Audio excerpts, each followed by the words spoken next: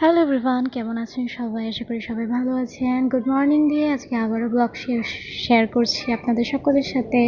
আজকে মহাদেবের দিচ্ছি সোমবার দিনের পরে। তো সোমবার দিন যখন করা হয় তার পরের দিন ঠাকুরকে স্নান করানো যায় না। ঠাকুর প্রচুর পরিমাণে ঘি মধু দিয়ে আঠালো হয়ে থাকে। তো এখানে সুন্দর করে ঠাকুরকে স্নান করিয়ে দিচ্ছি। কালকের চন্দনগুলো এখনও রয়ে গেছে, বাকি সব দেবতাদের স্নান করানোর পরে তারপর এখানে ঠাকুরকে ফুল দিয়ে সুন্দর করে সাজিয়ে দিচ্ছি। আর আমি যেহেতু বারান্দায় সবসময়ের মতো ভয়েস দিই, সেহেতু ব্যাকগ্রাউন্ডে মাছ বিক্রেতা যেভাবে মাছ বিক্রি করছে, আবার এখন মুরগিওয়ালাও চলে আসছে। তো যাকে এখানে ঠাকুরকে সুন্দর করে ফুল দিয়ে সাজিয়ে দিয়েছি। আজকে বরাবরের মতো ওদের জ্বালায় তো আজকে ভয়েসই দেওয়া যাবে না। যাকে তো এখানে ঠাকুরকে সুন্দর করে ফুল দিচ্ছি। তো এবার একটু বাইরের নয়েজটা কমছে।